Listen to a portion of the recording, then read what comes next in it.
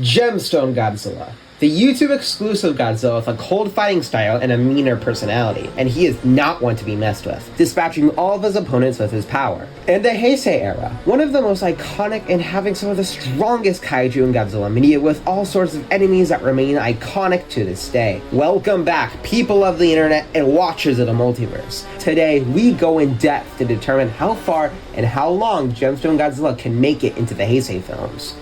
The multiverse is infinite, and despite whatever you say, there are worlds where Gemstone Godzilla, with Heisei scaling, exists in the Heisei era. So if you're going to furiously type in the comments, actually, then just know I will not be reading it, or I'll happily know I got you triggered over a hypothetical. So now that we know what we're talking about, the gauntlet he will be facing includes Biolante, King Ghidorah, Mecha King Ghidorah, Mothra, and Batra, so a 2v1.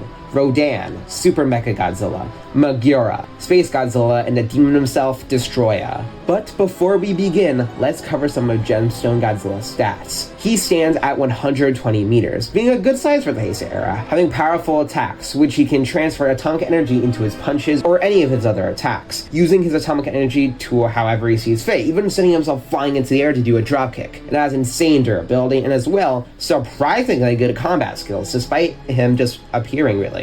And of course, he can enter a supercharged form on command, which enhances all of his abilities and physical stats to an untold degree. And again, as I said before, this is assuming Gemstone is relative to the Heisei era, so think of this as crossverse. Realistically, Gemstone loses to Biolante, but to have a fun narrative and to make the video fun, we'll be throwing that out the window and assume Gemstone is relative to the Heisei era. But actually, Azarus, that's super inaccurate. Oh, I know, I just don't care. With all that away, let's begin. First up, Biolante. She might be able to grab onto Gemstone with her vines and restrict them, but they shouldn't really do much. And plus, he could do what Heisei did and pulls himself free and uses atomic breath, which should kill her in one blast, because of the massive explosions that follow with it, burning her to a crisp because, well, Biolante is a plant. She is decently strong, but not that much. Now, King Ghidorah, having powerful gravity beams that destroy anything it touches, except Godzilla, and also is a powerful flyer. Not much of a challenge here, as he would barely do any damage with his beams to Gemstone, and constricting him will be the worst idea imaginable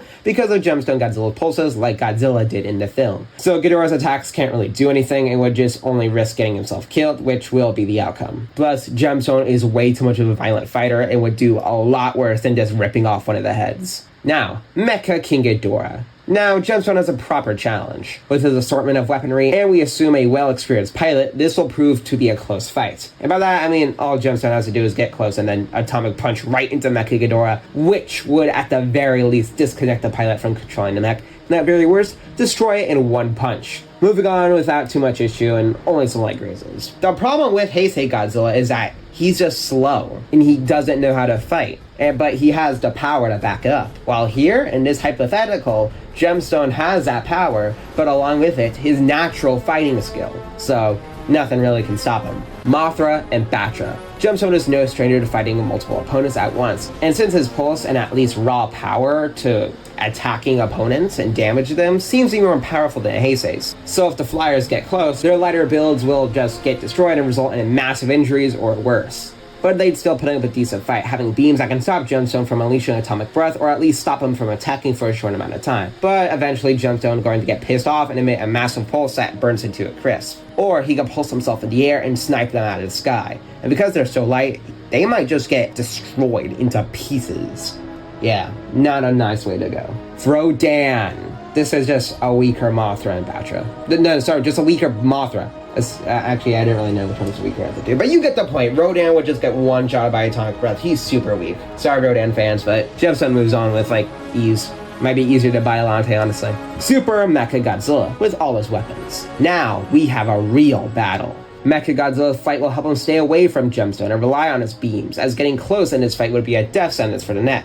But Gemstone's quick attacks and thick armor should make him last and only get a bit tired when he runs through the attacks. And if Mecha Godzilla could get the cables to penetrate Gemstone's scales, he might be able to shock him and drain him of energy. But Gemstone is no stranger to these types of attacks, having familiarity with Gigan Rex's whips and pull them forward so he can get physical. So if Mecha Godzilla did that, he'd probably get destroyed. But hypothetically, if Gemstone did get penetrated by the cables, Gemstone would just supercharge himself quickly, his pulse burning the cables into dust, and unleash an atomic breath that would send the mech into oblivion. I don't think it could destroy the mech, but it's definitely killing the pilots and disabling it with movement, and from there, Gemstone can finish the machine off for good. Now MOGUERA, our third last opponent. Despite being made of Mecha Godzilla, this should be easier and not force Gemstone to supercharge himself. But that doesn't mean MOGUERA wouldn't go out with the fight, as his flight would keep him away from Gemstone and use any ranged missiles to keep Gemstone away, along with his beam. But eventually, Gemstone should use a pulse to send himself forward and snipe MOGUERA out of the sky, then unleash his atomic breath or use an atomic punch to severely damage MOGUERA and finish the machine off from good. But do not worry, MOGUERA would solo with his mogging. Space Godzilla, our second last challenger, stands as one of the strongest kaiju in the Heisei era,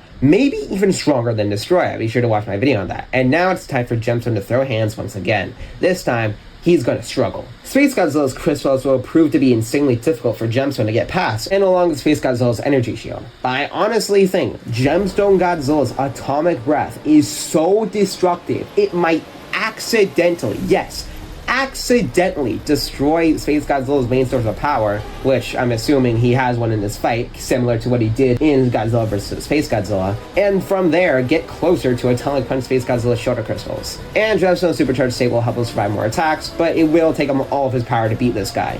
Gemstone is barely, and I mean barely, making out this one, as he's moving on with bloody bruises, burns, and cuts all of his body. But again, I do think Gemstone has a chance of being able to beat Space Godzilla, but barely just because of luck and an accidental advantage from this beam. But if Space Godzilla is focused on defending the energy source and attacking Gemstone, multitasking, then it would be wraps here. But to make the video interesting, I'm the power plot armor, blah blah blah blah blah, and I'm the guy making this video, you not, so haha, blah blah blah blah. Gemstone will move on just so he can fight Destoroyah. And you can see where that's going. And lastly, our big bad of the Heisei era, Destoroyah, our last challenger.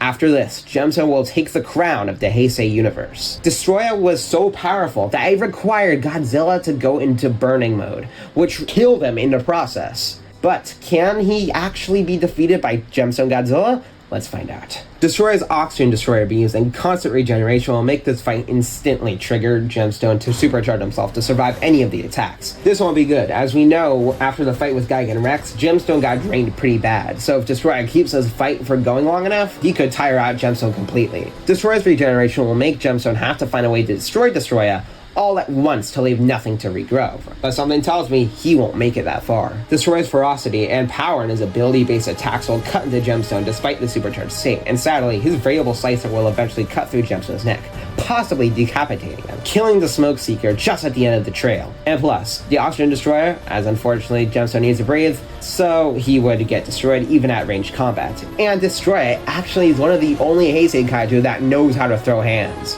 So, unfortunately, Destoroyah takes the win against Gemstone Godzilla. And there you have it. My opinion on if Gemstone could survive the Heisei era, securing himself as a powerful threat that could fit right in. Now, if we were to look at this from a scaling point of view, he wouldn't make it very far. But just from what I could research and see with my own eyes, this is my opinion from the outcome. And again, as I said before, this is cross-verse, which means that it's equal scaling in this terrain. So realistically, as I said, Gemstone would get annihilated by Biolante, who was literally just a plant.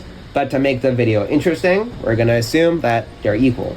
And if you disagree, that's honestly okay, as everyone is entitled to their own opinion, so it's completely up to you to agree or disagree. But just remember, mine is correct.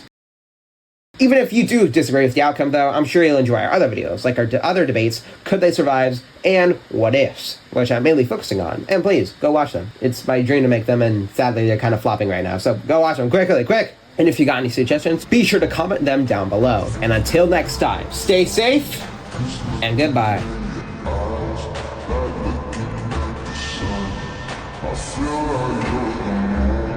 I feel like